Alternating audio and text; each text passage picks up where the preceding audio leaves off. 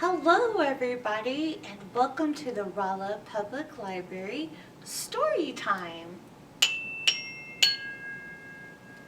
Did you enjoy seeing all the beautiful ice that we had this winter and the snow? Whew, cold, huh? Well, we're going to have a story about when Jack Frost was young. And we have a special guest. Ashley Dowdy will be drawing the pictures of the story while I narrate it. So I hope you enjoy our story time. Do you have your eyes for watching and your ears for listening? Get your wiggles out. And we're ready for when Jack Frost was young.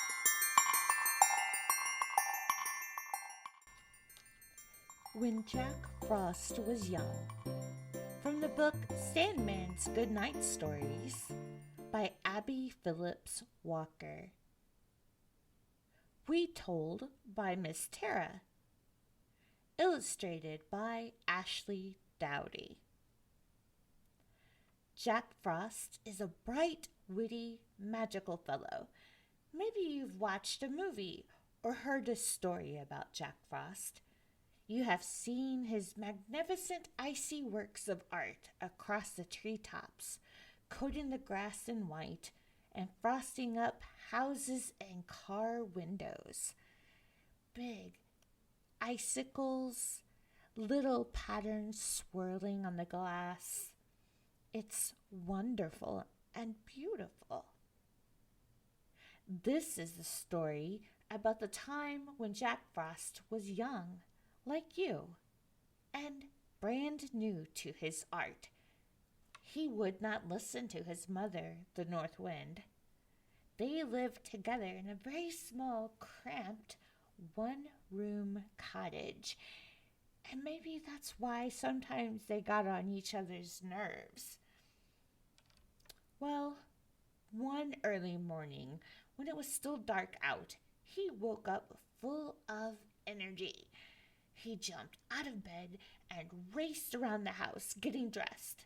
Mother North Wind was still sound asleep.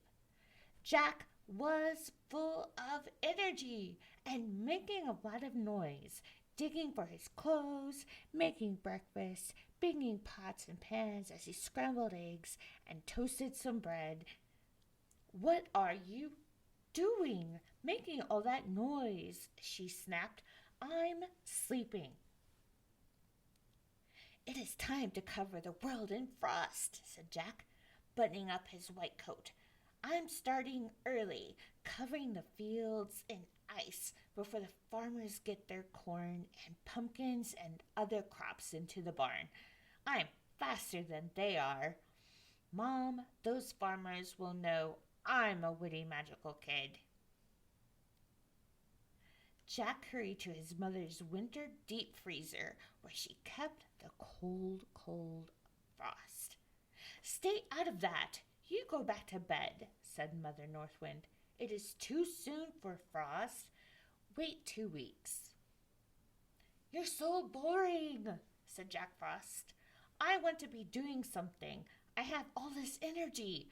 Those farmers think they know everything about the weather, and I want to show them I am too smart for them. I'm icing everything over tonight." "Listen, you'll spoil all your beautiful colored pictures, Jack," said his mother. "I may seem boring, but I know what the beauty of your work is worth. Start too early and you'll lose your reputation as an artist. Go back to your bed and wait until I call you." But Jack Frost, like any kid, didn't listen to his old mother and made a plan. He got back into his pajamas and crept into bed again and kept still until he was sure his mother was asleep. All day he kept quiet, and when night came, he listened to make sure Mother North Wind was still snoring softly, deep and warm under her covers. Then he crept out of his bed. Very quietly, he got out his big white coat and cap. And then he opened Mother North Wind's deep freezer, and he filled his bag full of frost. When the bag was full, he shook it down and put more of that cold, cold frost in there. I'll give them a good one tonight, he said, laughing at the thought of the surprise he would give those farmers. Then he crept softly past his sleeping mother, carefully opened the cottage door, and out he went, flying swiftly over hills and fields full of crops, through the air with his big bag of frost. All around he spread that white frost, and when at last he finished his work, it was morning. An old sun man came over the crest of the hill. I wonder what the old sun man looks like. Does he have sunbeams as his beard? Is his face wrinkly? Well, he knew it was still early in the season, so when he saw the white world that Jack Frost had painted, he was horrified.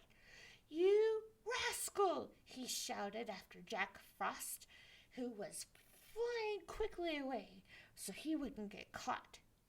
"You are far too early. You have spoiled all your pictures for the year." "Old silly, what does he know?" said Jack, laughing as he swiftly flew away. "He is just like Mother, old and boring." When he returned to the cottage, he landed quietly back on the ground and snuck through the door and got softly into bed. And not until his mother called him did he awake again. "Come," she said one day sternly. "It is time now for you to be about your work, and your pictures should be gorgeous in their coloring this year. Be careful, my son. Scatter your frost tonight lightly, and again tomorrow night. Because if you do a delicate work, your frosty painting will be gorgeous and sparkle gently in the light. I will go out in the morning and see how things look." Jack Frost did not tell his mother he had been out before. He was concerned. Maybe he was in trouble. He did not need to tell her, for the next morning, before old Madam North Wind had gone far out into the world, she knew what had happened, that he must have snuck out and ruined everything. "They're all spoiled," she said as she looked over the landscape, all black and dead before they had a bit of color. Kind of like how the leaves start to rot on the ground in the late fall and winter. It's not as pretty as when there's still some color on the leaves and a little bit of frost. That's why she wanted him to wait and be gentle. She went back into the cottage, stormed up to Jack Frost's bed and said, "Come out and look at your work. You thought you knew more about it than your old mother." Jack Frost had no idea what old Mother North Wind meant, but he felt sure something was wrong. So, with his shoulders slumped and a look of concern on his face, he followed her outside. No bright and beautiful colored leaves and bushes met his gaze. All was drab and mushy. "What is the matter with my pictures?" he asked. "I thought they would be very beautiful this year." "You stole out before it was time," she said.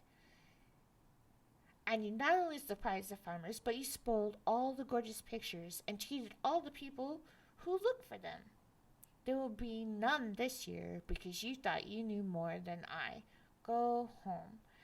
There is no work for you, and perhaps you will listen to me next year and not get up until I call you. Wow, so Jack Frost ruined all the crops in the field.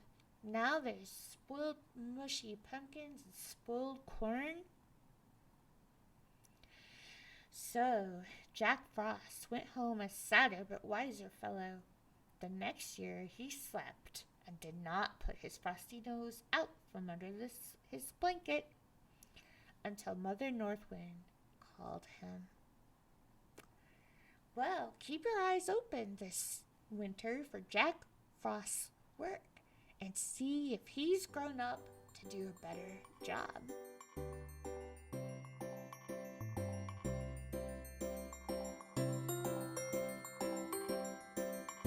Thank you for being here at story time.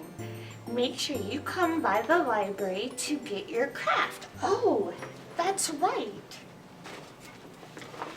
You get to make a frost wand. Fun, huh?